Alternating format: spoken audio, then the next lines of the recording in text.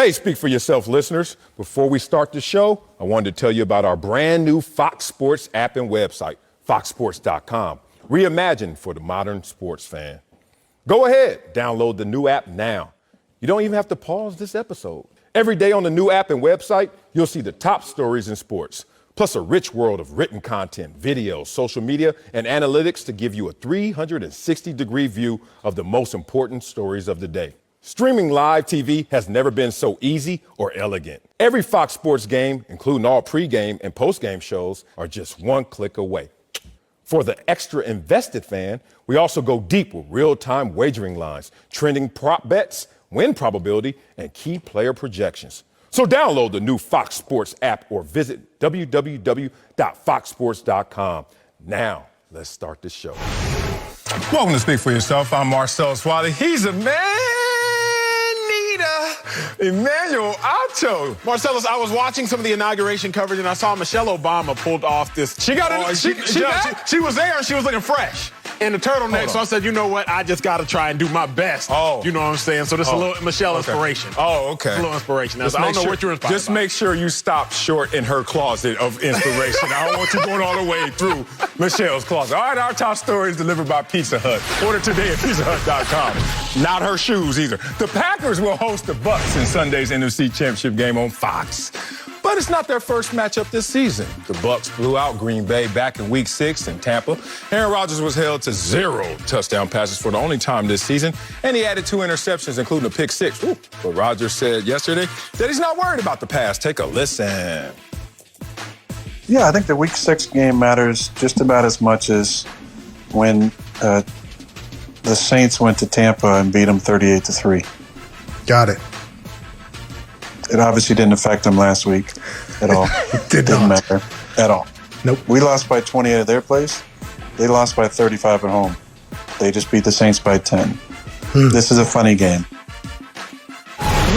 Acho. Spicy there. Should Aaron Rodgers be concerned with the Week 6 loss to the Bucs? He should have some concerns. I'm going to get into the why later, but for now, let's talk about his mindset. So I'm not totally mad at it because I understand the parallel he's drawing. Yeah, of course. He's drawing a parallel. He's drawing a parallel you drew it, which I have to a degree ignored thus far. He said, look, bruh. Regular season was a long time ago. What does the regular season have to do with right here, right now? I get that, Aaron Rodgers, but again, we've talked about this all the time. Marcellus Wiley, you bring it up and you do a great job bringing it up. I piggyback on the note, which is simple. What's that? Before you can win a game on a field, what's up with the game in the mind? Yeah, baby. The Buccaneers, the reason that Aaron Rodgers should, to a degree, have his mind concerned with what happened Week 6 is because the Buccaneers already know, wait a second, we ain't got to be scared of you, Aaron Rodgers. I understand you had an MVP caliber season, but what does that mean to us? Now, again, we saw the Buccaneers and the Saints game. We did not know, I did not know, that Drew Brees was going to lay such an egg. But had he not, the Saints defense, they did their thing. Like Malcolm Jenkins, safety for the Saints,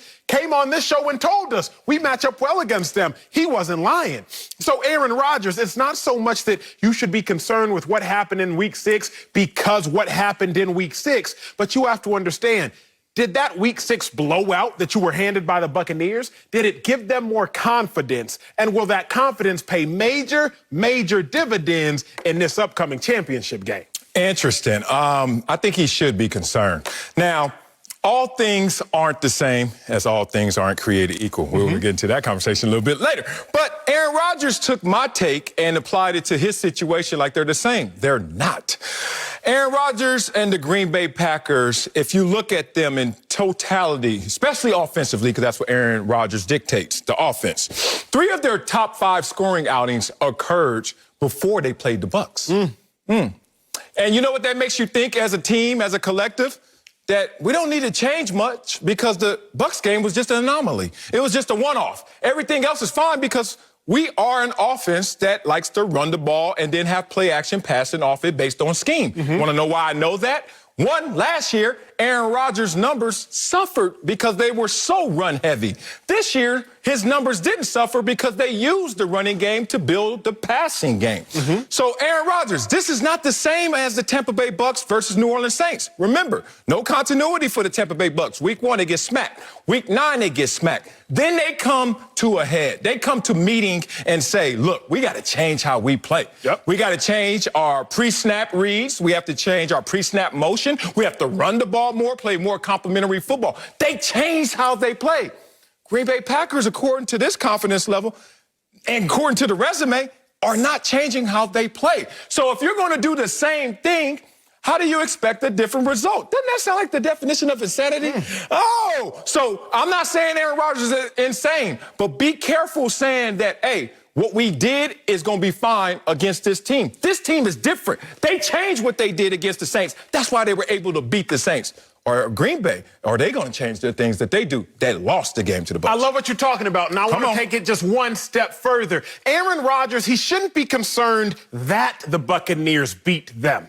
He should be concerned how the Buccaneers beat them. So, you know it's time to go over to the big board. It's time to go over to the big board because it's not that they lost in Week 6. That's not what it's about. It's how they lost. Now, the Buccaneers aren't scared to pressure Aaron Rodgers. I know a lot of people are, but the Bucs aren't. Early on, the Bucs beat them with a zone pressure. Now let the tape run. The Buccaneers are going to show 5 defenders up here. The center thinks the pressure's coming from Aaron Rodgers' left because there are only 3 defenders to the center's right. Surely pressure's coming from the left. Not so fast, Aaron Rodgers, because at the last second you see the 3 defenders come from the left, and they actually play zone behind it. When you play zone, all eyes are on the quarterback, meaning all eyes are on Aaron Rodgers. In zone, that's when you get your interceptions. Just like that, young cornerback, he sits on it, takes it all the way to the house. You don't see Aaron Rodgers in the screen because his head is sunk low.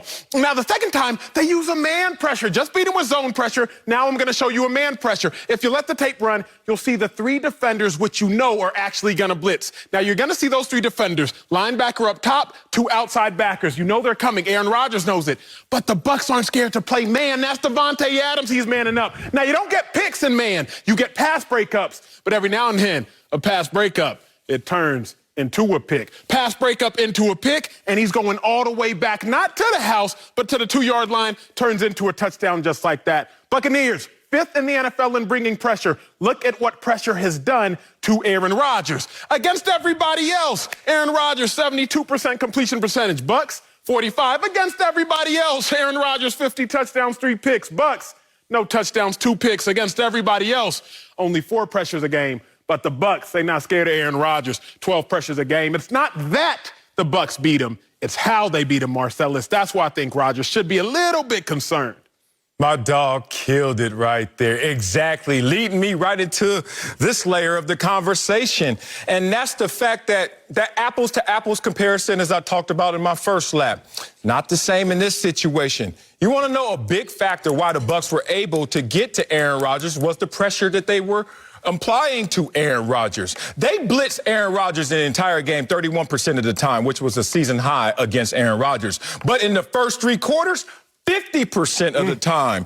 Know what that means? That they think that they have a formula for success defensively against Aaron Rodgers because he struggled mightily against this blitz. That's the best way to get to Aaron Rodgers. Look, there are a lot of ways you're going to try, and very few work. But in this game, blitzing Aaron Rodgers worked. Here's another problem. Please. Because your scheme is built off of the run, and then the play-action passing that comes off of it, and then the complexity of their passing game with Devontae Adams, et cetera. If this core principle is the running game, does it help that the team that you're facing has the best run defense in the NFL? Uh-oh. Tampa Bay Buccaneers walk in with a confidence. We have the #1 run defense. Oh, your whole scheme, your entire principles are based off of you running the football.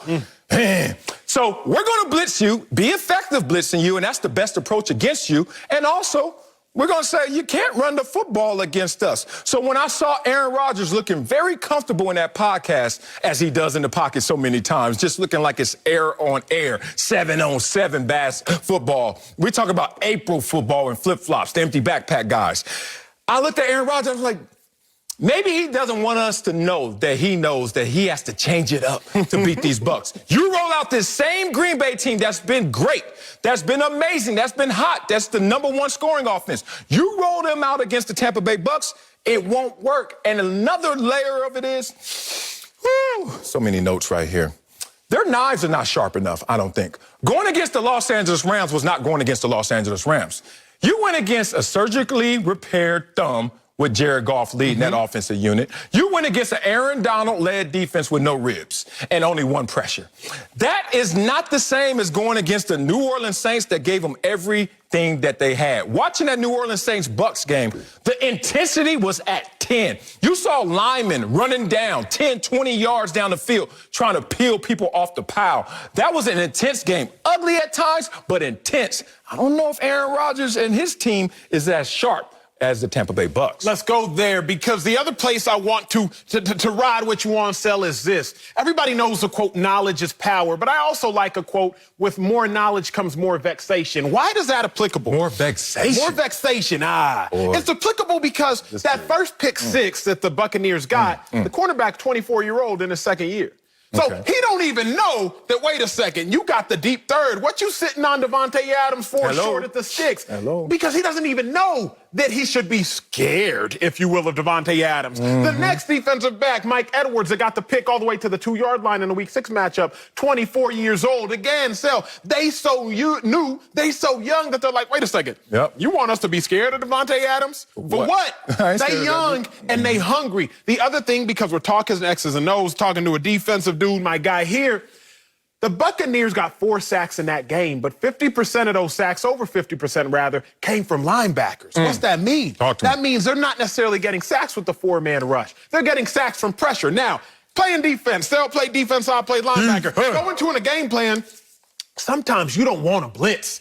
And you don't want to blitz because blitzing is the quickest way to get you hurt. Burnt. You blitz Aaron Rodgers, boom, ball out. You blitz, ball out. There is nothing worse in practice or in a game than hearing the ref say when you blitz, ball gone, because ball gone means, hey, don't hit the quarterback, the ball gone. Usually you don't blitz Aaron Rodgers because he's going to get the ball out so fast. But the Buccaneers aren't worried about that. Todd Bowles, defensive coordinator, knows how to scheme things up to make sure that Aaron Rodgers is off his game. Now, it's been a long time since Week 6. So I understand Aaron Rodgers' confidence. I actually think Aaron Rodgers, particularly at Lambeau Field, they'll fix things. They will have the advantage. But A-Rod can't be so callous, because just because you don't fear the Bucs does not mean that the Bucs also don't fear him. Yeah, look, let's just go back to Week 6, because a lot has changed, except the scheme, except the way that they apply themselves, the Green Bay Packers. So a lot of time has elapsed, but has a lot changed in terms of how they're going to approach this game.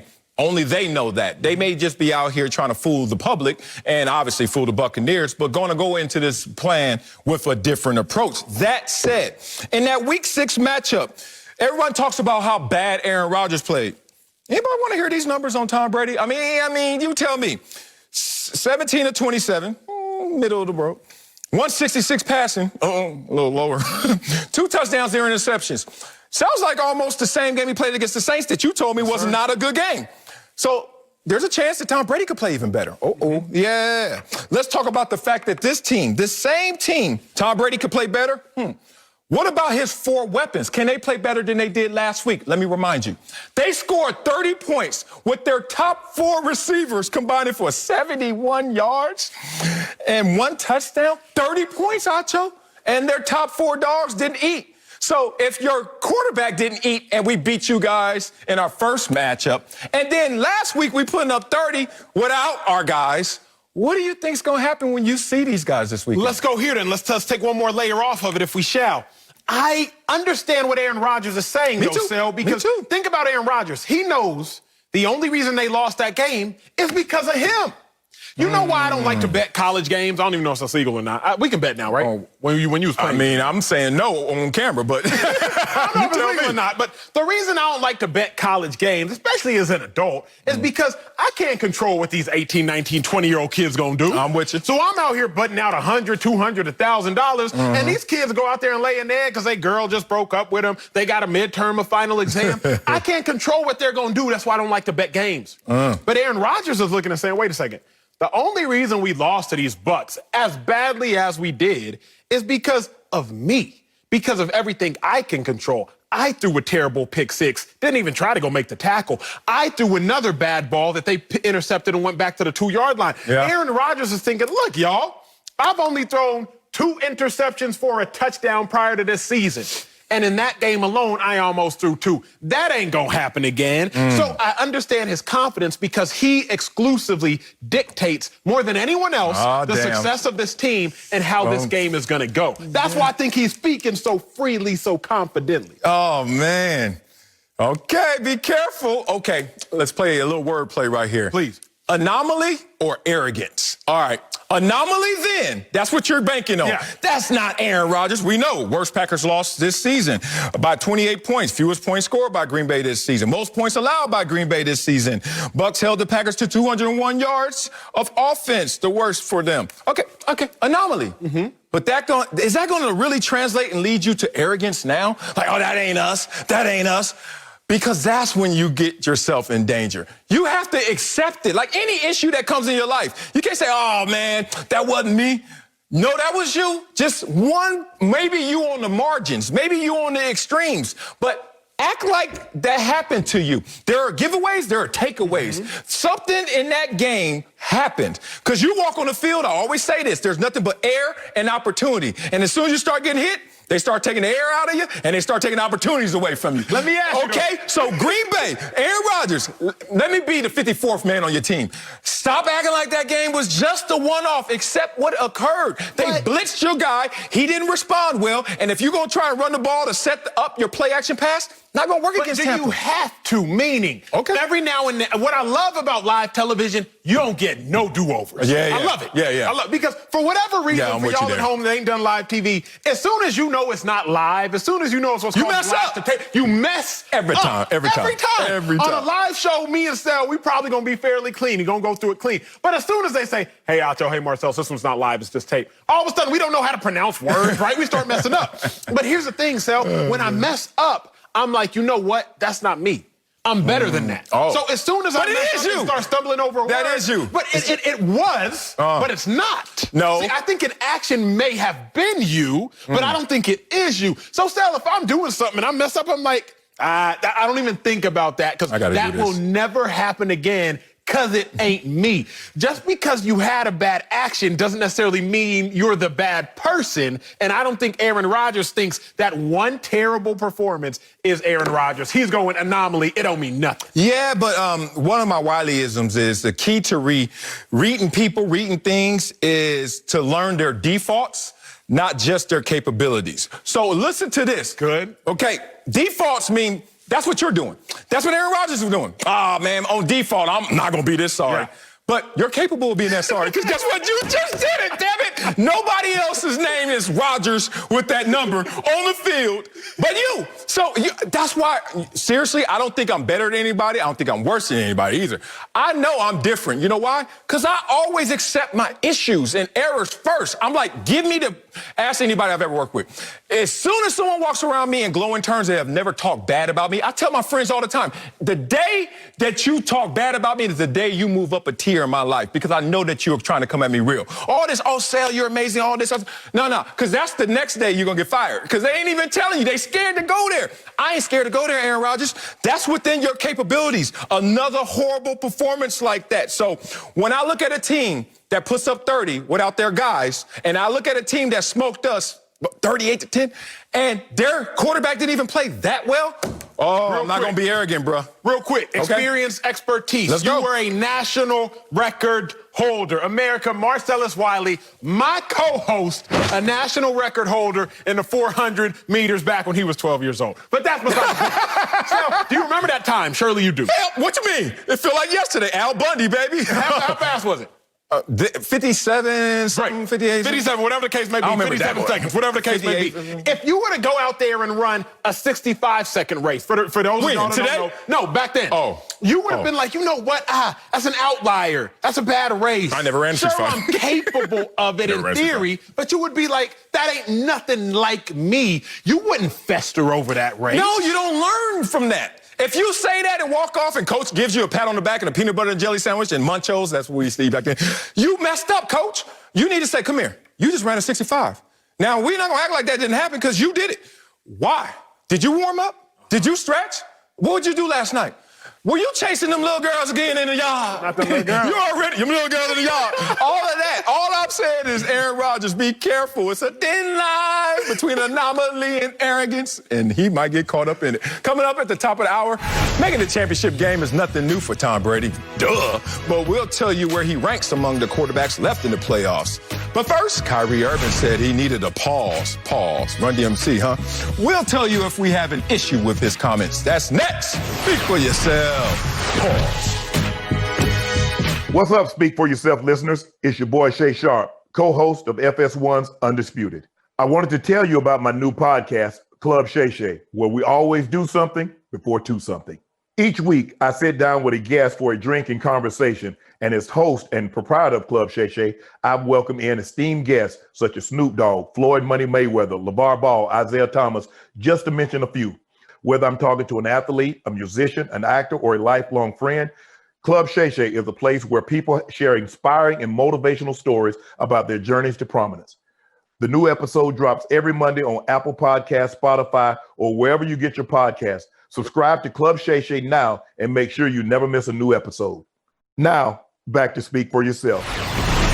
Welcome back. It's time for our big story brought to you by Farmers Insurance. Call 1-800-FARMERS for a quote. Well, in the NBA, Kyrie Irving expected to be back on the court tonight against the Cavs after missing the Nets' last 7 games for personal reasons and conditioning. Kyrie was also heavily fined for violating health and safety protocol while he was away from his team. Now take a listen to Kyrie's explanation for his absence. You know, I'm back. I'm happy to be back.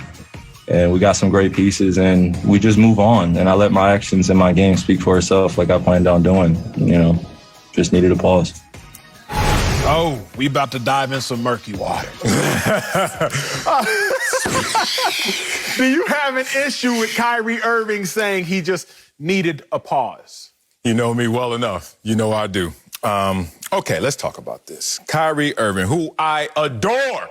Yeah, I could say it. I could say it in a masculine tone as well. I adore Kyrie Irving. In fullness almost, because he owns who he is. And even with consequence, he's still going to be Kyrie Irving. And he knows the response. He knows how we're going to look at him in certain moments. Look at his timeline of events and issues over the years. Kyrie doesn't give a damn. I love that ownership of Kyrie. Kyrie being Kyrie. On the basketball court, very few things you can say that is bad about this guy. That said, when I saw he needed a pause, oh, that made me pause.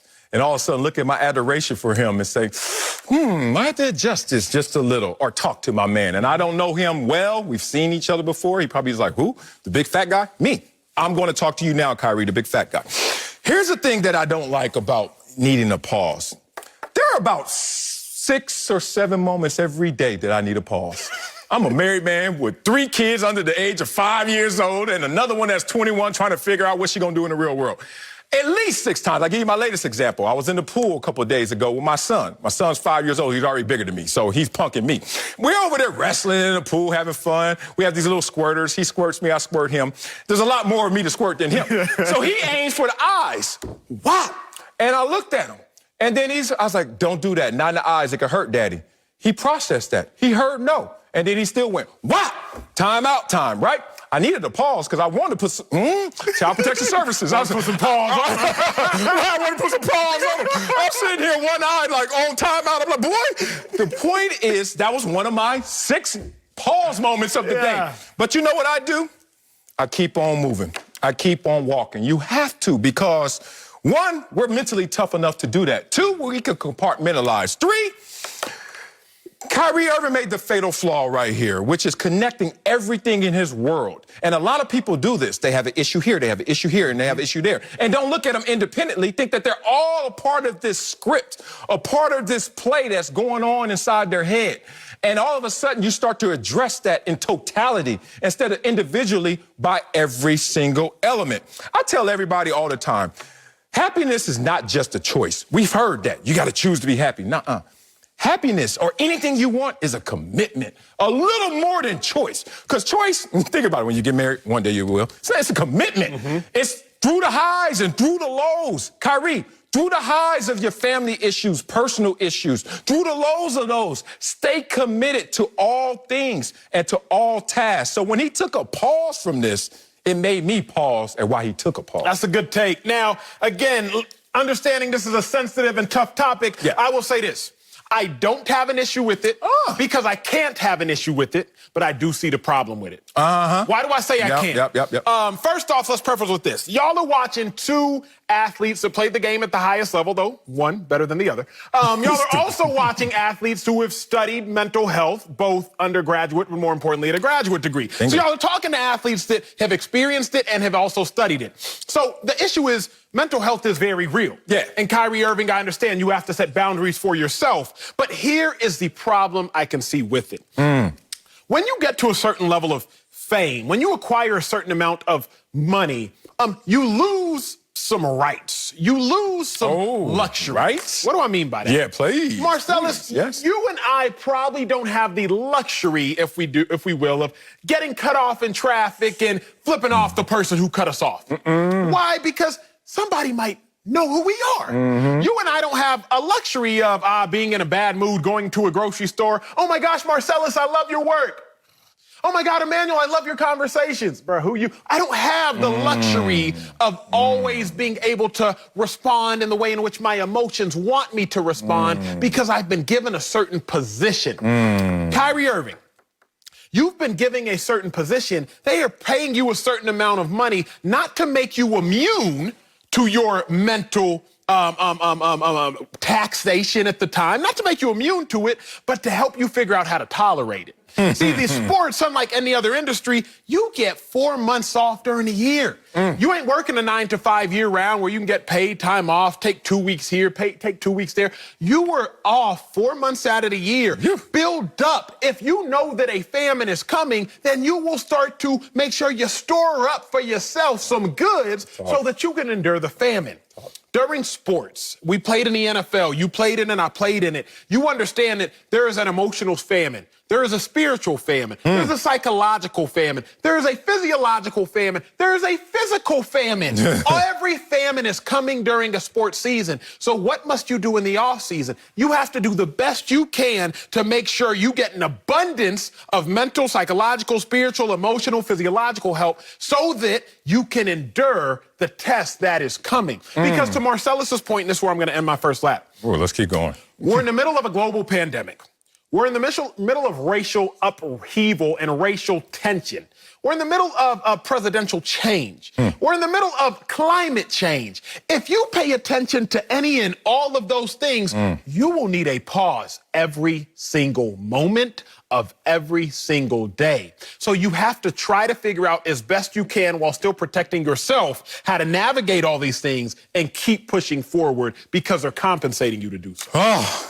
Yeah, imagine if you're at home right now, because as much as people have seen me accomplish things, even in my accomplishment failures within it, my career wasn't top notch. People come at you, and imagine if you're someone at home who doesn't have the occupation that I've had and I have, which is talking sports for a living or playing sports for a living, which is pretty high in terms of things that people would love to do and aspire to do. I know how this lands to other people. Kyrie Irving, who loses $850,000 in this last week or so, and it's nothing to Kyrie Irving, and some people are like, oh my God, and then what did you lose it for, Kyrie Irving, is what I think a lot of people would take issue with. Because Kyrie Irving says he had family issues, personal issues, and then he made a comment about how the weight of the world is on his shoulders. Issues, all that. Fighting for unity and equality. And I'm going to be the guy, you know me, I'm an eternal optimist, but I'm also a realist. And to consolidate being an eternal optimist and a realist, you come to places sometimes where you feel like you're by yourself. I have a thought process that there's no such thing as equality. I read a book a long time ago called Self-Talk that helped me understand my conversations, not with a black man or uncomfortable conversations with white people or anything, but the conversation I have with my best friend every day, myself. And it talks to you about listening to that dialogue and not ignoring it, but paying attention to the world. Most people pay attention more to the words they hear on the outside than they do on the inside. I don't. I really don't. Now, that book led me to other books that made me understand one thing, that equality doesn't exist, bro. No two siblings are the same. My sister's my best friend. Boy, she can do some things I can't, and vice versa. No two siblings are the same, so no two family members are the same. No two family communities are the same. No two communities are the same. No two areas are the same. No two You get where I'm coming from. You don't believe me? Kyrie Irving, you play basketball better than most. Ain't no equality in basketball. You play it way better and way different than 99.9% of the people. So to fight for that, when you know that the opportunities for equality is all you want to try and do, but that's going to be a lifelong mission. It's not going to be just solved in 1 week. Guess what? This world is as beautiful and as messed up as it was when you took your pause and after your pause. But this whole equality conversation that he's trying to fight for, it sounds so amazing on paper until it has to land in reality, because no two things are the same, and we're imperfect beings trying to make something the same. Yeah. It won't work. Whatever, we can have that conversation another place. But where he took me in this conversation was a little different. He said he needed to take a step back and realize what's important. I challenge people to take a step forward and know what's important. If you do that, you see the difference. If you do what I just said, you don't need to take a pause. You already know what your commitment is, and you stay true to that commitment and keep all things flowing and all things going while you're still on your mission. So this pause, a lot of people say mental health, and mental health is a problem. I go to a therapist, I get it. But my therapist also jokes around. He's like, not everything that happens to you is a mental health issue. It's not everything, it's not an issue. Yeah, it's called dealing with life. Life brings issues you got to learn to deal with. If this is the way he wants to deal with it, I don't really want to condemn him for his ways, but I will look at him differently for tapping out on something else he needs to deal with while he's trying to deal with something else. That's why everything you said is why I said, like, I don't have an issue with it because I can't. Because I'm not Kyrie. Exactly. I can't tell the person, hey, you know what? I have an issue with you protecting your mental health. I can't, but I can understand the problem with it. And the problem with it for me comes down to this. To whom much is given, much is required. In every aspect of life. Marcellus, you know this. Before I came on this show to host this show, I was a reoccurring guest on other shows. So if Emmanuel Acho's going through situations, tough life crisis as a reoccurring guest, you know what I can do? Take a time out. Hey, you know what? I don't want to do that show on Monday. I'll see y'all next week. I don't want to work on Friday. See y'all in a couple months. Because I can do that. Because not that much has been given to me. But as soon as they say, hey, Acho, you're hosting and co-hosting a show every day. Hey, you're on a billboard. Hey, this show, it features you and Marcellus. Hello. But you are 50% of that. Guess what? You got a little more pressure. You got to show up. You got to show up, bro. Last 10 days of my life, some of the hardest days of my life. But guess what? I showed up. If I was just a reoccurring guest, y'all wouldn't have seen me. But because I have more of a responsibility based upon the role I'm given on this team, you got to show up. Kyrie, if you were the seventh man off the bench, it's a little bit different. Less given, less required. But you are paid $35 million a year. You are the face of the franchise. You are the star player. With all of those perks, don't necessarily mandate that you ignore certain things, but what it does is it begs of you that you figure out how to tolerate the issues as you continue to move forward, if at all possible. Yeah, it's crazy, man. I love you. I'm a sociology major with a psychology minor degree. That means this is in the sweet spot. My lane. Like, sports is great. Yeah, because it was a living. It was a means to an end. But, God, you are right where I want to be. And I know Kyrie was fighting for something that's admirable, something that we all fight for.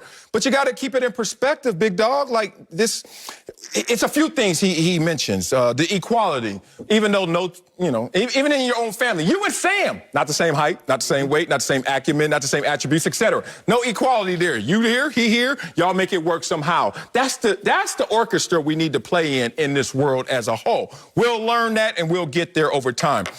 He also talks about what's happening in this world right now. We all know today is Inauguration Day, and a lot of people are celebrating, and a lot of people are sad because Trump is leaving and Biden's in. Whatever you are on that side of the ledger, respect to you. However, Some people are going a little too far with it in terms of like the world's going to change because Biden is in there.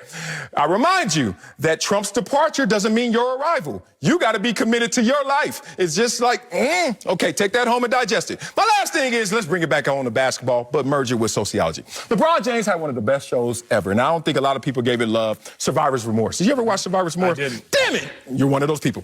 All right.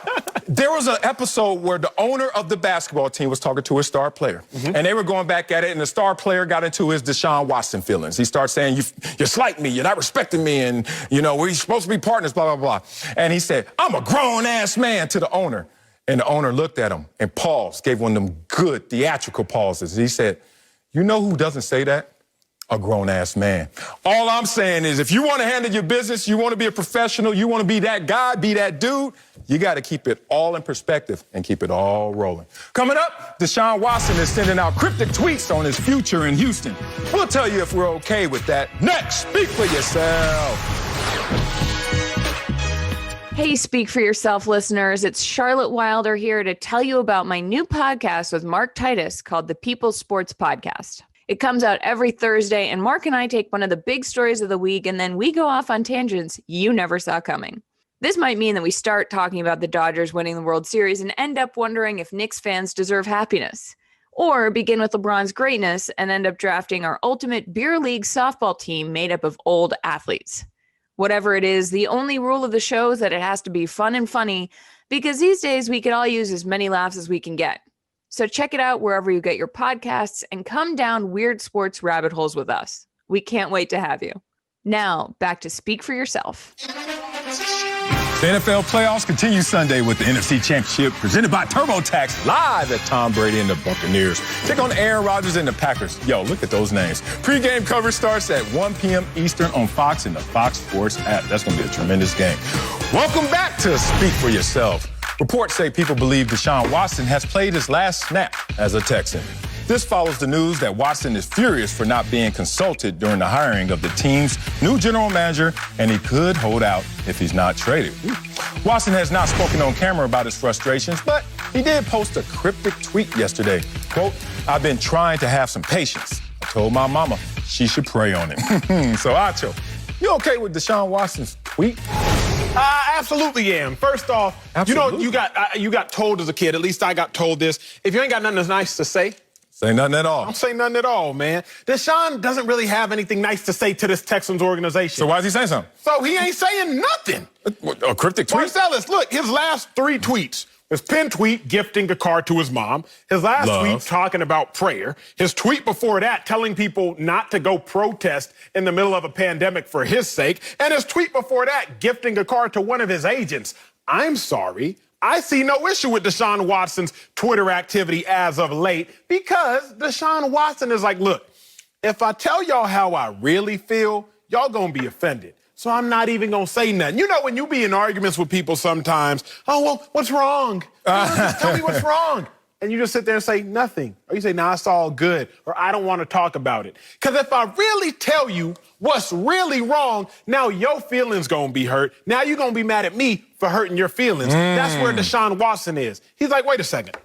If I really tell y'all what's really wrong, now y'all gonna be mad at me. And I'm Deshaun Watson. What y'all mad at me for? I'm gonna say it like this and I'm gonna end my first lap. The 4 quarterbacks left in the championship games: Patrick Mahomes, Josh Allen, Tom Brady, Aaron Rodgers. Arguably, or inarguably, the 4 best quarterbacks in football this year. Deshaun Watson is saying, wait a second, I'm arguably, or inarguably, one of the top 4, or one of the top 5 at minimum. So how am I looking at the 4 best quarterbacks in the league playing for the 4 final teams in the dance, and I was the 4th or 5th best quarterback in the league, and I've been home 4-12 in Cabo, in Cancun, in Houston, wherever I may be. So if Deshaun Watson were to be honest with y'all and tell y'all what's really good, y'all would have your feelings hurt. So as a result, Deshaun, do you. Just tweet about it. Oh, well, we got to be on a different side on this one, man. We've been kumbaya. We're talking about the billboard we both on. I'm fat. You amazing looking on there. Now, I got to cut you. Oh, no. All love, man. Look, this one is an interesting one because it almost falls in the Kyrie bucket of, well, it's your life if you want to do it that way. But if you want to hear what I think of it, because you're making it public, then I am going to opine on it. All these cryptic tweets and future lyrics and codeine crazy songs.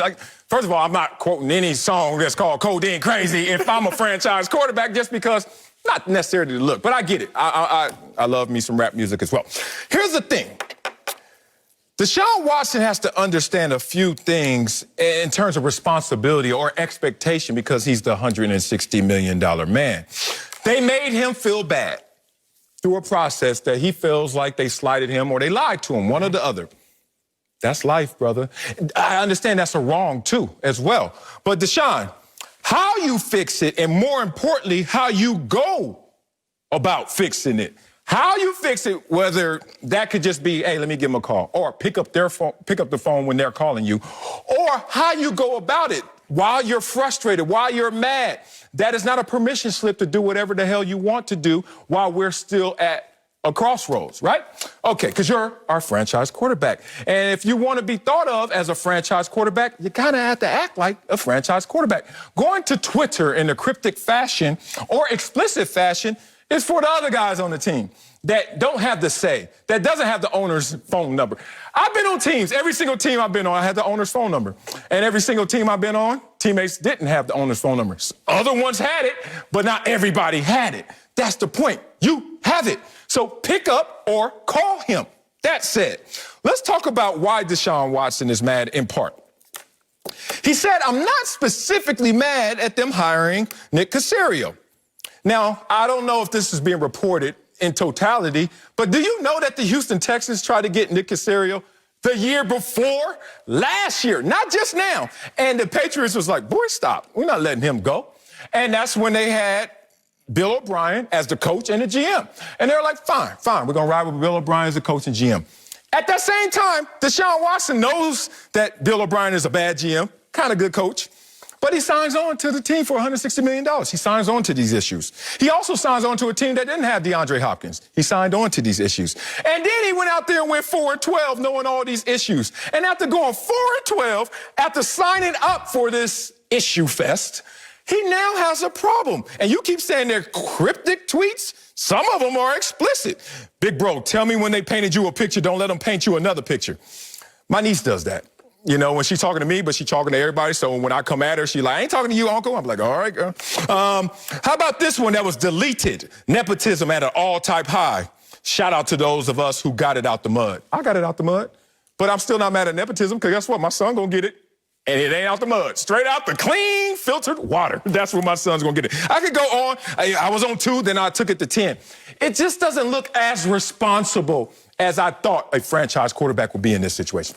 The only pushback I'm gonna give you in this real slight, but it's real as well. Push it. What looks like a franchise quarterback? Aaron Rodgers' actions in regards to Jordan Love getting drafted, I would say didn't look franchise quarterback. Didn't he go out there and say, tequila? Man, I had to drink all night because I What's wrong with that? Is that any different than how Deshaun Watson wants to fire off some tweets? That's transparent, 1. And 2, did he say I'm about to... Well, he didn't let the world believe I'm leaving. Like, true. I mean, but it's a little different. True. And he picked up the Packers phone call, but they ain't call him on draft day. But I would say, here's the difference. If Deshaun was arguing or stating like James Harden, remember what James Harden said just last week? I love this city. NBA. Done everything I can. But I'm with you. This situation's crazy. I don't think it can be fixed. Deshaun ain't saying none of that. He's not saying anything. But that's better. No, it's better. Okay, I can give you better, but it's not good. You ever been in a situation where you're like, actions speak louder than words? And my coach told me this. He said, if you want to learn about people, listen to them. They always tell on themselves. And most communication is nonverbal.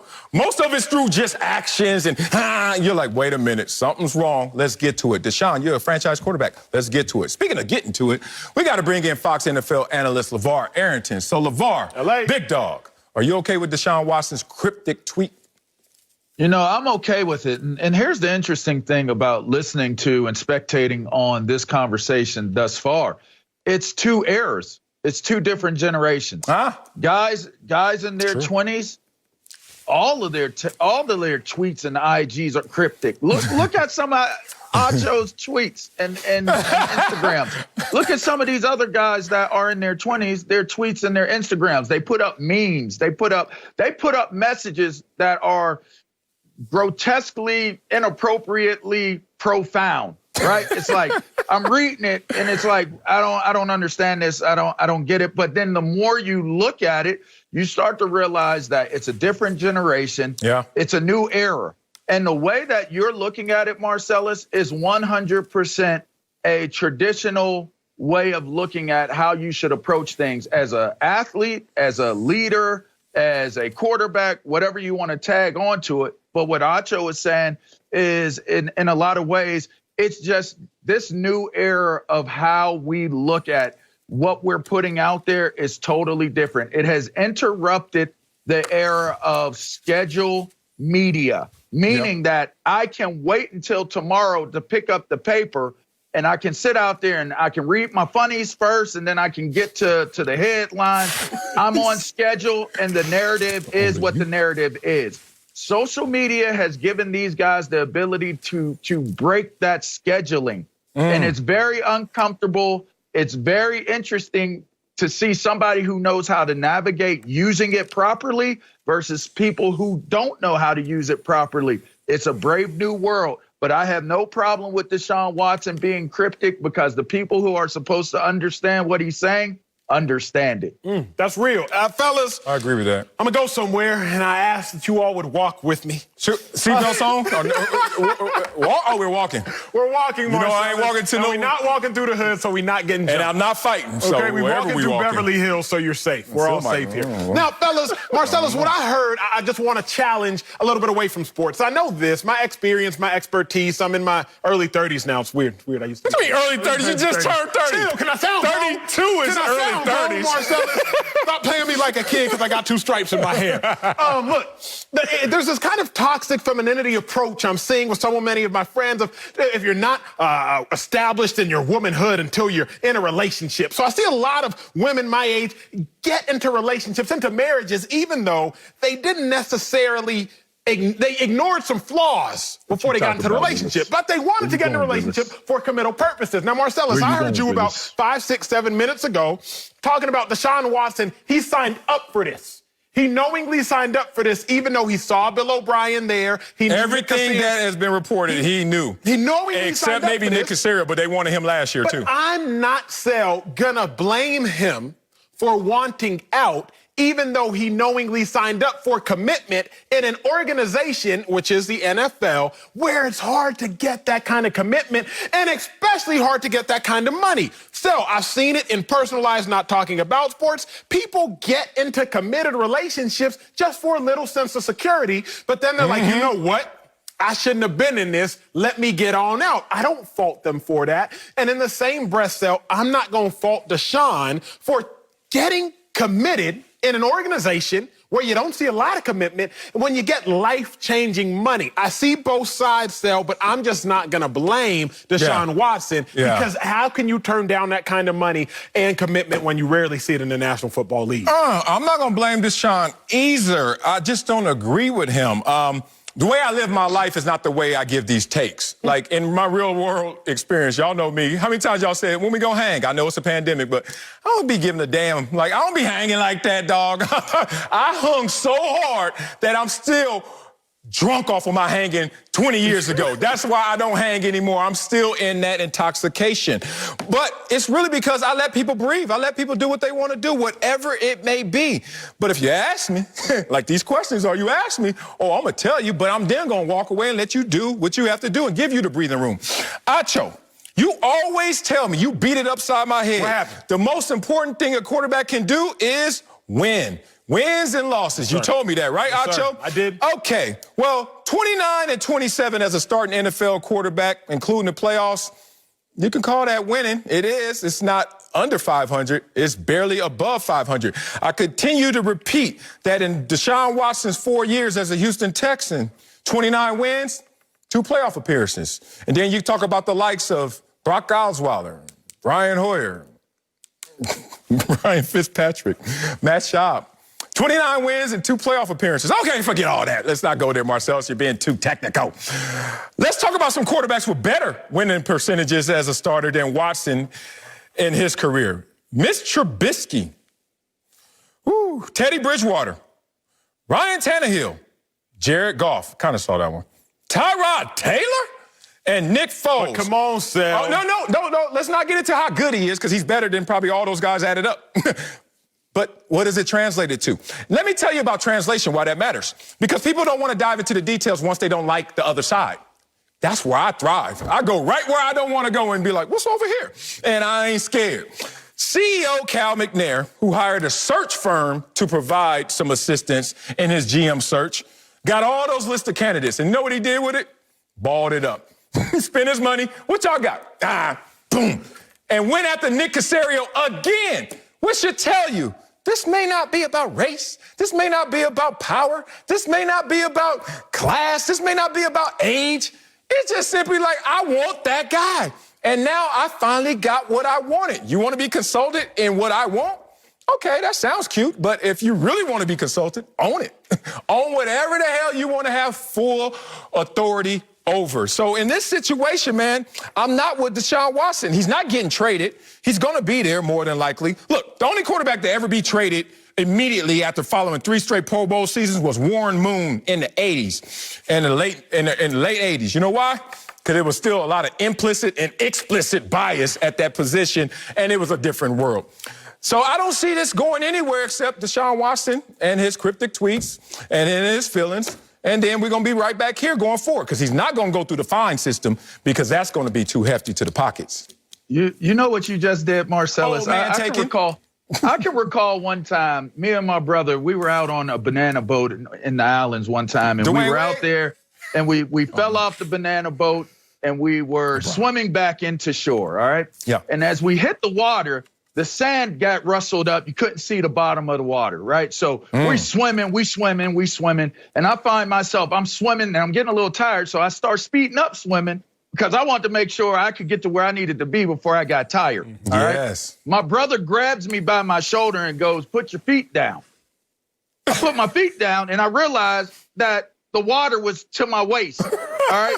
That's the argument you just gave with Deshaun Watson. Give it to what me. you just did. Give it to me. You had people swimming in your discussion points, but the water is shallow enough for you to stand up and not be in trouble where you might drown. I'm shallow? This is a different, yes, because this is a totally different era. Oh, this is deeper? Deshaun Watson is not dissecting this as deeply as you are dissecting it. Oh. When you look at what he's posting how he's feeling.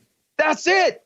Like, we don't have to have some long drawn out dissertation as to why I've been having some patience and I told my mom she should pray on it. Bruh, that's what he meant. I typed it up. This is what I meant. And listen, I'm a coach. I mentor guys that are in college going pro. I mentor guys that are in high school. I coach guys that are in high school. I'm around these different dudes. I don't even call them humans. They're different. They're things. They're something else. Aliens. But in the moment that alien has a moment, they're going to post something. You might not understand it. They're going, yo, did thing, touch my toe, bay love. Like, you don't have to try to dissect what he's saying. He's already made it clear as to what his feelings are. We know what needs to happen for it to be made right. So anything that you're seeing him right now doing, he's just doing it because it's in the moment. He's not going for effect. He's not going for anything else other than he's just having a moment using his social media. Shallow argument, shallow discussion point. Stand up. I would love to have this conversation with you as a mentor, as a coach, as you are in a process every day, more so than me, with the next generation. Because I think what happens, what you're talking about, is the same thing that happened as a parenting generation. People became friends with their kids instead of leaders to their kids. So I get it. I'm not going to minimize your feelings, young man, but I'm going to give you some perspective to integrate your feelings into a bigger world that needs all of you. Coming up, Tom Brady has the most postseason experience, but we'll tell you if he's the best quarterback left in the playoffs. That's going to get funky. That's next. Speak for yourself. Great points, though, LeVar. I feel it. Welcome back to Speak for Yourself. Don't I look like a host right now? It's time to unveil our playoff quarterback rankings now that we're down to the Final Four. Our rankings are based on which quarterback we want this Sunday with a trip to the Super Bowl on the line. Acho, I know you love some nuggets. Well, you'll appreciate this. Aaron Rodgers and Tom Brady have played in a combined 54 more playoff games than the young pups over in the AFC. So this should be fun. All right, I'll get it started with my quarterback rankings. All right, number 4, gotta go home. Gotta go where I got that first check. Bills Mafia and Josh Allen. Love Josh Allen. Nobody can slight Josh Allen and his performances this year. What a tremendous jump in growth. But in comparison to the other quarterbacks in this conversation, obviously he has to come in 4. There's some spaz moments at times with Josh Allen in the postseason. We even seen it this postseason, the fumble in the first game. You're like, be careful right there. Is that the Houston Texans, Josh Allen again? We saw it last week with the jump sack and the forced fumble. You're like, oh. So that's the only reason I slight him at number 4, but still a tremendous talent with a huge future in front of him. Number 3, maybe a shocker, Acho. Patrick Mahomes, compromised, concussed, his neck, nerve, my neck and my back. What's going on with Patrick Mahomes? Will this be a normal work week? And remember, this team, the Chiefs, haven't won a game by double digits since November 1st. I told you I was 45 still at that time. So the offense will sputter in this year a little mud. You talk about the fact that they're going against competition that they feel like, hey, we're superior to. But preparation is the separation. And I think he has compromised preparation this week. We'll see. Number 2, put him up there. Oh, damn. Did they gray him up? Aaron Rodgers. No, he's older. Aaron Rodgers, number 2. Obviously, you can't take shots at Aaron Rodgers. But I will look at this team as a whole. A little duller knife than I want going against the Rams. Looking at a situation where I told you before, maybe a slight level of arrogance. Oh, they caught us slipping in week 6. We got them this time around. How you going to get them this time around? Running the football, play action, passing off through the run game? The Bucs are number 1 in run defense. So I got to go to number 1. The GOAT, the man, the myth, the legend, Tom Brady. Tom the Terrific. It's the postseason. I mean, literally in the dictionary, postseason, picture Tom Brady, old man style like this, because this is what he's made for. 9 Super Bowl appearances, 6 Super Bowl wins. Looking at Aaron Rodgers and all these other guys, you can add them all up and get some other guys up here. Still wouldn't add up to one Tom Brady. So for me, Tom the GOAT is number 1. I don't know if I'm more perplexed by your Mahomes at 3 or your 43-year-old Tom Brady at number 1. Oh, with 6 rings, him? Oh, I'm sorry. Well, I don't know where you should put It's not what have you done for me, Sel. You know this. Oh, God. It's what have you done for me lately. Shout out to I'm going to Janet. show y'all my list. We got some similarities, but boy, do we got some differences. Okay. At number 4, we got some similarities. I told y'all, Josh Allen. Yeah. He is where he belongs. For the first time in NFL history, last 60 years, the Bills didn't run the ball the entire first quarter. They said, hey, Josh Allen, it's on you, big dog. Put the team on your back. And he gave them 10 points. Womp, womp, womp, womp. Number 3. This where I got the dude this 43. Tom Brady. Marcellus, I get it. He got 6 rings, been a 9 Super Bowl, supermodel wife. I get all that. But can we talk about the right here, the right now? Every points? now and then, Tom Brady, he has, what do you call these?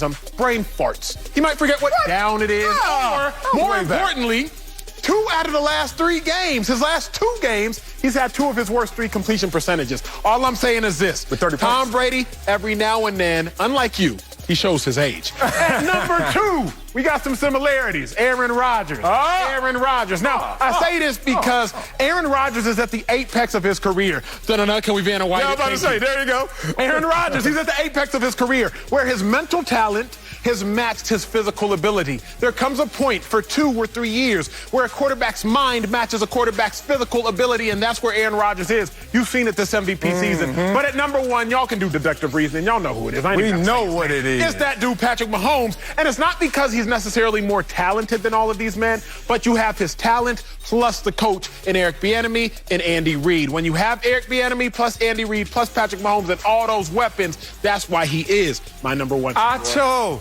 I mean, half of Patrick Mahomes was able to beat Baker Mayfield and the Browns, but Half of Patrick Mahomes going forward is not enough to be ahead of the GOAT, ahead of Aaron Rodgers, but let's focus in on the GOAT. Tom Brady, 30 points when none of his weapons showed out. No one got a gold star in that game. How you going to say that? Are you not at least concerned minorly that Aaron Rodgers, 54% completion percentage last week, 55% completion percentage the year before? You told me early on in the show, you said, what are you capable of? Tom Brady, rather, not Aaron Rodgers. Tom Brady is capable of having bad performances because he hasn't had great ones the last 2 weeks, and he's capable of having some 43-year-old performances because we've seen him this week. I ain't hear you because I got a concussion like Patrick Mahomes. No, I'm sorry. Here's the thing. You slight my man Tom Brady. We basically only flipped right there with Brady and obviously Patrick Mahomes. That's it. And Patrick Mahomes is tremendous. If he had a normal work week, if he didn't get concussed, if he didn't get knocked out of a game, he'd be your one? He'd be a stronger number 3 than he is right now. All right, that'll do it for our playoff quarterback rankings. I got faith in you, Josh Allen. This Bills Mafia, boy. Coming up, a quarterback that won't be playing Sunday is Philip Rivers. He's retiring after 17 seasons in the NFL. We'll tell you if he should be a Hall of Famer. That's next. I'm over here sweating. That was cool. Welcome back to Speak for Yourself. Philip Rivers retiring after 17 seasons in the NFL. Rivers, who has never missed a game as a starter in his career, said he can still throw it, but added, quote, "It's just time." Now, Rivers is on his way to becoming a high school football coach, but let's take a look at the career of the 8-time Pro Bowler. Rivers leaves the game with a 5-7 playoff record without a Super Bowl appearance, but he also leaves 5th all-time in passing yards and passing touchdowns. Can't wait to have this conversation. LeVar Arrington is back with us, knows a thing or two about playing the game at a high level. But Marcellus, you up first. Yeah. Should Philip Rivers be a Hall of Famer? Yes. Let me first talk about the person that has a Hall of Fame character and Hall of Fame heart, since I know Philip Rivers and he played for my organization in the San Diego/LA Chargers. Respect to Philip Rivers. I always knew that when he walked into a room that Philip Rivers will always be a leader in that same room. Not just by tone, not just by words and expression, but by example. So, Hall of Fame character, as the Hall of Fame voters like to see. Shut up, Acho. Here's the thing. Let me wax poetic on Philip Rivers because, when you cool with somebody, you don't tell them how much you love them. I'm not going to be like you. I'm going to give him his roses, not slap him out his hand as soon as we try to hand them to him. 5th most passing yards in NFL history. Sometimes y'all can hear these nuggets and be like, so what? 5th most. Well, let's just be real. The 4 players ahead of him, either in the Hall of Fame, Brett Favre, or going to be there when they're eligible. Drew Brees, Tom Brady, or Peyton Manning. So that's some great company. 5th most passing touchdowns in NFL history. Once again, Brett Favre, Drew Brees, Tom Brady, Peyton Manning. Yeah, that's some good company. One of 14 quarterbacks in NFL history to make 8 Pro Bowls. Why you bring up 8 Pro Bowls, Marcellus? Because that means you dominated your era. That means you were thought of highly and favorably during your playing time. And if you talk about the other 13 guys, Hall of Famers, 9 of them already, and the other ones are the same ones that are going to be eligible, including Aaron Rodgers. So by the numbers, by the fact that him dominating his era and being one of the top premier quarterbacks while he played, that'll get him in. Let me just throw in one more nugget, y'all. This is a little cute one right here. Check this out. He never missed a game in 15 seasons as a starter. Oh, my God. Talk about the greatest ability is availability by all levels. With the heart, the character, the performance. He's your man. He is Philip Rivers. If you make the Hall of Fame based on character, as sorry as I was, I would have a gold jacket. Okay, so ask T.O. about that. It hurt T.O. Let me. It can hurt, but it can't help. Let me go here. Well, let's see. Let me go here. Marcellus, yes, sir. It's called the Hall of Fame, not the Hall of Healthy, not the Hall of Endurance, not the Hall of Playing a long time. The Hall of Fame. Let's go. I got a lot of stats. Let's go. But I only got to give you one. There are 5 quarterbacks in the Hall of Fame that don't have a Super Bowl. I'm going to say this again so y'all can digest it. 5 quarterbacks in the Hall of Fame that don't have a Super Bowl. All 5 of those quarterbacks were first-team All-Pros at some point in time. Philip Rivers, never first-team All-Pro. Philip Rivers, never second-team All-Pro. Now, I understand this. There's a time and place for everything, a time to rejoice, a time to mourn, a time to celebrate, a time to cry.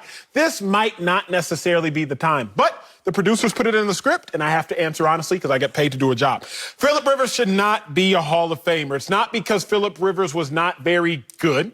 It's not because Phillip Rivers did not play for a long time, but the biggest thing working in Phillip Rivers' credit and to Phillip Rivers' credit is longevity.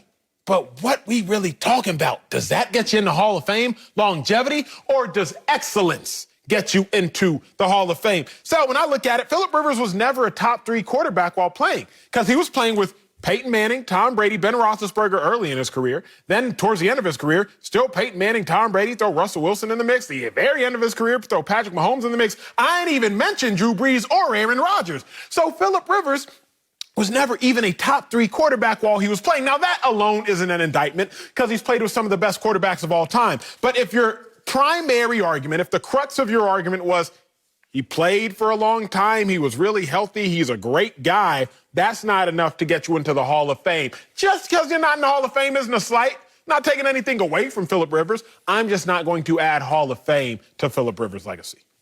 Well, let me correct it just a tad bit. Please. Excellence and longevity together. A longevity of excellence Correct. Is how you achieve the Hall of Fame. So you could be excellent and not achieve the Hall of Fame because you didn't do excellent long enough. And you could have longevity, but you weren't excellent enough during that longevity to be considered a Hall of Famer. So I got to side with you on this one, though, Acho. I don't believe he has enough honors to actually legitimize his entry into the Hall. Now, he might be one of those guys that is always considered, and it's based around those watered-down argument points that Marcellus, you put out there. And I'm going to tell you, let me just tell you why they're watered down. The reason why they're watered down is because you threw out names of guys that had player of the years, guys that were offensive MVPs. They had other accolades to go with the statistical lines that you were throwing out there. Well, MVP of the league. Drew Brees ain't won no MVP. Okay, but he's got a Super Bowl. Okay, now so when you throw out guys that have hardware, you got to throw out. If I can't do it with an MVP award, if I'm Russell Wilson, if I'm Drew Brees and I haven't won it, well, what do you use? You have to leverage a Super Bowl. Eli Manning, who did not have a better career than Phillip Rivers, will go into the NFL Hall of Fame. Why? Because he has an MVP award in the biggest game of the National Football League season, and he won it twice. So as much as Phillip Rivers has accomplished, he does not have enough singular excellence moments in his career to really validate him getting in. Man, stop. I don't know how I should cut y'all. Look, y'all saying longevity of excellence with longevity. Y'all just playing around being wordsmiths right now. I'm going to tell you that you don't always need longevity, and you don't always see it with excellence. I'm going to bring up some names. Please, everybody I'm going to talk about is better than me in football. So if y'all get mad at me, y'all just in y'all feelings. Shout out to Deshaun Watson. Here's the thing. Kurt Warner. How many longevity of excellent years did he have? Super Bowls. I want to put. I'm putting y'all in where I want y'all to go. Go to the Super Bowl. How many MVPs? Yeah. Keep going. And then Terrell Davis, different position, but how many years? So this longevity conversation, there is a door to enter the Hall of Fame that it's not just you balled out for 5, 10, 15 years. Let's just start there because I wanted y'all to respond like you did and start talking Super Bowls. Let's talk about guys who've never advanced to a Super Bowl. Let's talk about Dan Fouts and Warren Moon. Let's talk about the ones who never won a Super Bowl. Dan Fouts, Warren Moon, Jim Kelly, Dan Marino. Now, why do I bring those guys up? Because you can't just sit there and leverage. You just said you have to leverage a Super Bowl. I quote you, LeVar. You don't have to. Or have something else connected to it.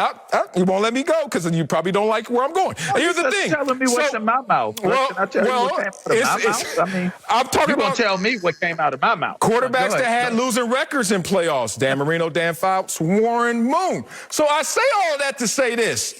Phillip Rivers is going to beat them just because everywhere that they touch, he has his name in that ballot box.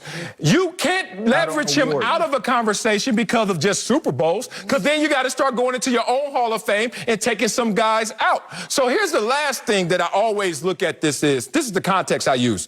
If I'm better than the worst one in there, I'm in there. And it's just that simple. Phillip Rivers is better than quarterbacks in there. So guess what? Unless you want to kick somebody out, you got to let Phillip Rivers in.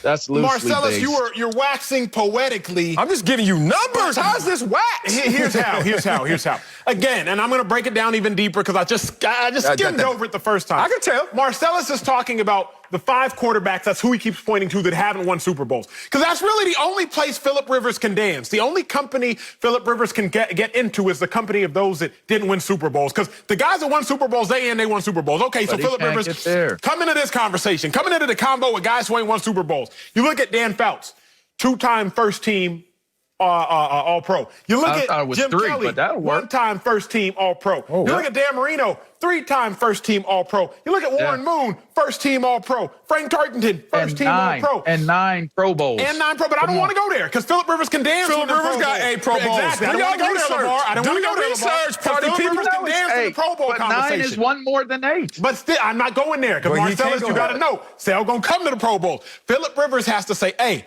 let me come into this all-pro party. He going to show up with his invitation for this all-pro party, and they going to kick him out because he ain't got no all-pros to his name. The biggest individual accolade Phillip Rivers has is Comeback Player of the Year.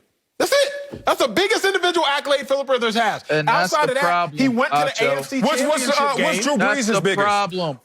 Dan Marino. What's Drew Brees' biggest? At a minimum, Drew Brees is leaving first. He's had Offensive Player of the Year.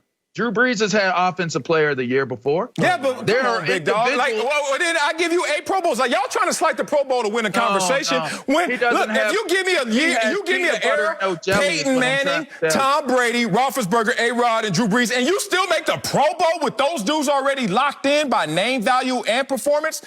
How is that a slight? That's actually a compliment to Drew Brees. I'm going against all these greats, and I'm still finding a way to make 8 of the Pro Bowls. Y'all need to come up with something better than that. You haven't y'all told me on this show before, we know out of everything, a Pro Bowl is a popularity contest. You know DeForest Buckner this year for the Colts. No. Dog for the Colts. I said linemen. I didn't say quarterbacks. Quarterbacks are too obvious. We see them play. Linemen, you can't tell me what the left guard is doing for the Miami Dolphins, but yeah, I heard of him. Yeah, I'm going to vote him in. Don't do that to my conversation. Acho, hold on.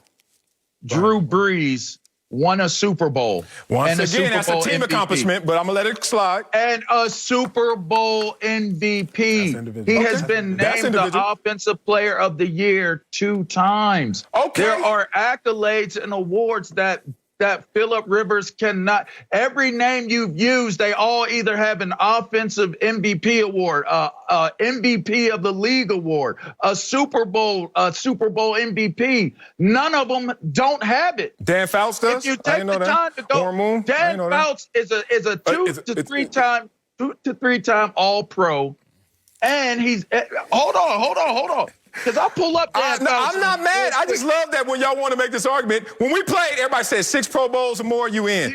And now we like, well, 8 ain't enough because you didn't do anything else. He was an NFL offensive. It's all love. Neither one of us, all of us, we ain't getting in, so let's stop arguing. Coming up, Kyrie Irving says he's excited to play with James Harden. See, you hear him, college. We'll tell you if we're buying that. Next, speak for yourself. Well, I was an All-American in college. Y'all want to play that? Welcome back to Speak for Yourself. Kyrie Irving is expected to be back tonight after missing the Nets' last 7 games. Kyrie is coming back to a Brooklyn team that has won 4 straight and added 8-time All-Star James Harden to the roster. I guess that's not good enough for you, Acho. Harden and Kevin Durant have already combined for 138 points in their last 2 wins. Take a listen to Kyrie on the new look Nets. It's just really exciting, just to be able to play with great players that have just been here in the league for a while, have been through ups and downs, the peaks and valleys. So, James is aligned with us in terms of just experience. And, adding that to our locker room is going to be great for us. Man, that dude graying already. Goodness. All right, you can't put the whole world on your shoulders, Kyrie. Chill. We're joined now by Fox NBA analyst Slick Rick the Bucher. But Acho, You buying or selling Kyrie here? I'm selling all that. Kyrie, he can't be excited to play with James Harden. Now, maybe overtly he is, but subconsciously he's not. And it's not Kyrie's fault. Like, think about this. What makes athletes great is their egos. What makes athletes great is their confidence. They think they are the best player on the court, on the field, on the track at all times. That's what separates athletes from everybody else, obviously, along with the athleticism. Now, Kyrie, he wanted to get out of Cleveland because he was tired of being second fiddle to LeBron James. I get that, Kyrie. You a dog. You a beast. You don't want to be second fiddle. But now he about to come back from his 2-week absence and realize that not only is he second fiddle, he's third fiddle. It's one thing if Kevin Durant doesn't treat him like the second fiddle, because KD wasn't going to do that. But you have to remember, the world, we, the media, we're now looking at Kyrie saying, wait a second, Kyrie, you got 2 all-NBA teams. James Harden got 7, KD got 9. Wait a second, Kyrie, you only got 2. Them other cats got just as many scoring titles as you got all NBAs. Like, them dudes out there is some real beasts. And Kyrie, you're a really good player, but you not them. I'm reminded of this. Fellas, What? went out to eat one time. It was me, my homeboy, and there was this girl. And I won't say that we were checking for her, but an attractive young lady. So it's the 3 of us there. I look up and all of a sudden, they ha-ha-ing Marcellus. You jealous. They kiki-keying Slick. You jealous. I know and you. I'm out here like, wait a second. You and your feelings. All of a sudden, I became the third wheel, and I invited y'all to. How y'all gonna kick me out when I sent the invitation out? Now, Marcellus, Kyrie's looking like, wait a second, KD. I invited you. Wait a second, Harden. I invited you. Now, not really, but we, the organization, invited you, and I was already there. Not really. How y'all gonna kick me out and make me the third wheel? Because you there ain't ain't no cute. way Kyrie excited about You this. ain't cute as them players, though. That's on you. That's on you. What up, Slick? I'm with you, E-Man. I'm not buying this either. If my money manager brought this to me, I'd fire him for even suggesting that I should buy into this. Because we have evidence of what a player who is very excited to play with a teammate looks like. Let's do a little comparison here. Shall we? Can you show me? Now, the guy on the right is excited about playing with Kevin Durant. The guy on my left is not looking like he's all that excited. And I'm not just going to bring a full screen. I'm also going to bring statistics. In case you guys weren't aware, 92% of what you communicate is nonverbal. You said that earlier. I said that earlier, yeah. Your body language. It's your posture. It's your tone of voice. It's your facial expression. So at the very most, there is 8% of Kyrie Irving who is excited, very excited about playing with James Harden. And that is not going to be enough to carry the day. Oh, man. Oh, good. You can't argue that, Phil. I can't argue that, and it's going to hurt Slick Rick, but I'm going to just tell you how I think, and just hopefully our relationship is stronger than these words. Slick. Okay, first I have to just preface it. Let me answer this. I'm buying it. I'm buying it all. Oh, man, I'm clearing the accounts out. I'm like, baby, you got some money too? Like, I'm throwing everything at it. Generational wealth. I'm trying to get it because I believe in this one. One, I preface everything by saying, I think that his pause, this is just a hunch, this is not something I can prove, was in part to help the Brooklyn Nets and leverage to make this acquisition occur and happen. Think about it. The King's ransom that there was asking for James Harden's services got everybody nowhere. And then all of a sudden, Kyrie takes a convenient pause because of world issues, family issues, personal issues, but maybe professional issues as well, and then it all happens. Y'all run with that where you want to run. Now, let me get to Slick, because Slick, you remind me of my boys on my group text. Now, everybody, I don't know if it's the pandemic or what, Zoom and group text took off. Like, I had like 2 group texts before the pandemic. Now, that's all I do is communicate through group text. I ain't gonna text you one-on-one. Everybody gonna chime in on this. I'm in this one specific group text with a lot of non-pro athletes. And so they come at me with all their sports takes all the times. And I say, look, go on Google if you want to know what they're going to say, but come to me if you want to know what to know.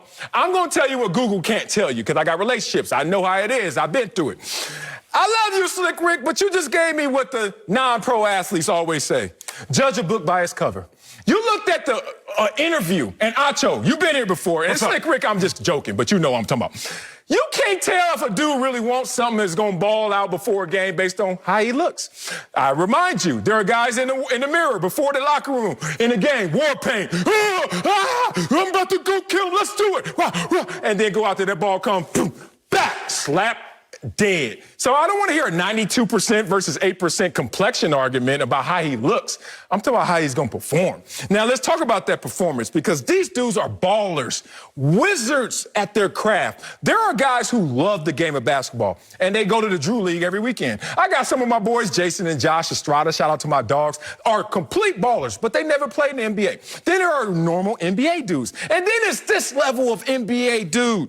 When you're talking about three guys that could get buckets on their own, but understand the game well enough to be interdependent. Everybody is going out there saying, there's no way this can work because they all want the ball. You brought up a dribble stat yesterday and said these two guys are number 3 and number 4 in dribbling. Tell me these examples. Thank you for remembering. Tell me if this works. Tell me if when Kevin Durant, Steph Curry, and Klay Thompson were merging together, did we not have a little curiosity of issues? Now, they worked it all out, but before it all happened, we were like, well, KD wants the ball, Steph needs the ball, they can work off ball, blah, blah, blah. I have so many examples. LeBron D. Wade, Chris Bosh. Remember, Chris Bosh was 20 and 10 by himself. How's it all going to work out? Trust me, when you play with basketball players and they're playing with other basketball players they respect and trust, they find a way to work it out. Coming up. Marcellus, you're clearly a former professional athlete because you put some sweat equity into that argument, man. You were working hard. I will give you that. But I've also, while I have not played professionally, I've studied what you guys do. And one of the things you do is that you set guys up. You make a move early, and then you're going to play off that move later. That's real. And that's what I did in this argument, because I have seen Kyrie Irving, whether you buy that 92%, 8% or not, here is Kyrie Irving genuinely excited about playing with an oncoming teammate. How'd that work out? I know what that looks like. And yet it doesn't matter whether he's happy or whether he's in this. Hey, the world is different, Slick. You better respect. Sure. But the reality is, either way it goes, it never works out. He doesn't stay excited. Whatever's going on with Kyrie Irving, the court is not a sanctuary for him. So you're right. In one sense, it really doesn't matter what he says in the press conference. But we know where it ends, and it generally does not end well with Kyrie Irving. Okay, I'm going to take you off high alerts. I'm going to answer your group text now because you got me on that last one. Come on, Kyrie. Use the court as your sanctuary. Stop playing. Coming up, Josh Allen is an MVP candidate this season, but we'll tell you what's at stake for him on Sunday. That's next. This was a real commercial break. Speak for yourself. Welcome back to Speak for Yourself. Josh Allen set to play in his first AFC Championship game Sunday against the Chiefs. Now, the Bills have won 8 straight games, and their quarterback has emerged as an MVP candidate in his 3rd season. Allen has 4 touchdowns without an interception in Buffalo's 2 playoff wins. So, Sel, let's talk about these Bills. Let's talk about their quarterback. What's the stake for Josh Allen Sunday? A lot more than I think people are saying, because a lot of people are acting like, oh, he should be happy, he's there, and house money, look who he's with. Patrick Mahomes, Aaron Rodgers, Tom Brady. So just be happy you got invited to that party. But nah, if I'm a teammate of Josh Allen, if I'm on the Buffalo Bills, I'm like, dog, we got to take advantage of this situation right now. One, who are we playing? We're playing a compromised Kansas City Chiefs team. Say what you want about the Chiefs and their record. I told you, they haven't won a game by double digits since November 1st, and that was the Jets. Okay, so they're not playing optimal football. Even if you can say the first game in the postseason for them, beating the Cleveland Browns by 22-17, that's optimal. No, it wasn't. Their quarterback got knocked out the game. I don't know how he's going to prepare this week. So if I'm on the Buffalo Bills, I'm like, look, we're a 13-win team. Hey, Josh, dog, you one of the best quarterbacks out there. Forget all that you just arrived there. You are there. And don't waste this opportunity. Shout out to Dan Marino. Remember when Dan Marino went to the Super Bowl early? Oh, no, don't worry, I'll be back. No, you won't. You won't be back in the sense of this team is ready-made for this moment. You got a compromised, wounded Chiefs team, if you can even go there and suggest it. You have the number 2 scoring offense from the regular season that still hasn't fully clicked yet in the postseason. And you have the number 1 scoring defense remaining in the playoffs right now. I tell you why that all matters. If you lose this game next year, when you come up there with all these tremendous stats, Josh Allen, and the team is feeling great, and we have a great record, 13 wins again, and we're number 2 in scoring offense, and people are going to look around like, what's different? Why are we better this year than we were last year? So you got to take advantage when the momentum is with you, and right now is that moment. Love that take. I'm just going to say it in my own words. Josh Allen, you do not know if you are going to be back. You ain't got a clue if you're going to be back. So capitalize while you're here. Look at the quarterbacks that are currently left. Patrick Mahomes, he has his individual, he has his team accomplishments. Aaron Rodgers, individual team accomplishments. Tom Brady, individual team accomplishments. Okay, you'll say Acho, they've all played. Well, 2 of them have played 15-plus years. Let's talk about Josh Allen's class. Talk about guys around the same age as him. Lamar Jackson, he got his individual awards. I already told y'all about Patrick Mahomes. Josh Allen has already put himself into a conversation of being elite. You better make sure you leave that conversation with some hardware. Just 30 minutes ago, we were talking about Phillip Rivers. Phillip Rivers did not know his second year as a starter would be the closest he ever got to a Super Bowl. Say it. Second year as a starter, goes to the AFC Championship game. He probably like, I'm only 25, 26, AFC Championship. I'm going to be here at least 6, 7, 8 more times. Yep. No, Phillip Rivers, you'll never go there again. So now, 15 years later, we up here doing a show debating if Phillip Rivers should get the ultimate prize for playing in the NFL, a Hall of Fame award, because he didn't ever actually accomplish that final thing. Josh Allen, you're in this moment. You have a chance. The last thing I'm going to say, Sel, is this. You've already set the bar high for yourself. Please leave there with something. The biggest enemy, one of the biggest enemies to Carson Wentz was that 11-3 Super Bowl season. Because you set the bar high. So now this is what we expect, Carson Wentz. You should be this good. Lamar Jackson, you won an MVP. Unanimous. You set the bar high. You should be this good. Josh Allen, 43 touchdowns. You set the bar high. Now everybody's going to be expecting this from Josh Allen. Josh Allen, at least leave here with some sort of accolade. You're not going to win an MVP. Aaron Rodgers got that, but maybe you can at least get to a Super Bowl. Yeah, and you talk about the confidence that he needs to elevate this team to pull off this upset. Think about it. You got to fake it till you make it. And he obviously believed in himself enough to even get to this point. Now, believe in yourself to get to the next place. The last 6 weeks, who has a higher team points per game, completion percentage, total touchdown turnover ratio, passer rating? It's all Buffalo Bills. It's all Josh Allen. Take advantage, big dog. Let's go get him up, yeah! Sorry. Coming up, all 4 playoff teams are streaking in the right direction this weekend, but we'll tell you which team is the most dangerous. Next, speak for yourself. Come home with that W. Eat W. Welcome back to Speak for Yourself. The Packers are coming into Sunday's NFC Championship game on a 7-game winning streak. While their opponents in Tampa have won 6 in a row, on the AFC side, we got the Bills, hottest team in football with 8 straight wins, while the Chiefs have won 11 in a row when Patrick Mahomes has been the starter. So, Acho Mania, who is the most dangerous playoff team remaining? Big dog, I think I'm going to shock you with this one. Because you said dangerous and not best, I'm going to say the Tampa Bay Buccaneers. No, you didn't say that? Not definitely. Say it again. That's crazy. Buffalo Bills. Say it again. I'm going to give you the Tampa Bay Buccaneers because that is when a I shot think for about you. most dangerous, what are you capable of? Thank you. If everybody plays their best, which rarely happens, but in the event everybody plays their best, the Bucs play their best and the Packers play their best, the Bucs are the most dangerous because the Bucs have the best defense. Bucs have the 6th best defense. Bills, I believe, have the 9th best defense. Then you got the 14th and the 16th when you talk about the Packers and the Chiefs, respectively. So if you want to say who's the most dangerous, the Bucs are capable of beating you with their defense. That's how they beat the Packers the first time. That's how they won their most recent game against the Saints. And the Bucs are also capable, if they're firing on all cylinders, of beating you with their offense. Now, when you look at the Chiefs, obviously they're dangerous, but really they're only dangerous offensively. When you look at the Bills, they're obviously dangerous, 101-yard pick 6, but that to me is a little more of an anomaly. When you look at these Bucs, in the event their defense plays lights out and their offense plays lights out, all of a sudden, there's no way anybody stops them. It is an if, but you asked me the question. I did. How I am. I am so impressed with you and your growth because I remember we had this conversation. Look at him, you feel like a little brother again. See, I'm glad I don't have any brothers because when I hear that, I'm like, oh, thank you. But you're like, here you go, sound like Sam. Here's the thing. When this conversation was had before, we got into a conversation who's better. Now we're talking about most dangerous. Dangerous, correct. Which in this conversation is the same team. Tampa Bay Buccaneers, and you're finally on the right side with this one. Tampa Bay has just won 2 postseason games, not even playing close to their best. Let's be real. Taylor Heineke went out there and lit them up for 300 yards. Did they win that game? Yep. Did they put up 30 points on the Saints in that great defense despite their top 4 pass catchers going for 70 yards? Yep. So they're the most dangerous because when they plug into the socket, most wattage, most voltage comes to this team. They have the most juice on both sides of the ball. Haven't allowed 28 points in the game since week 9. Forced 4 turnovers on the Saints.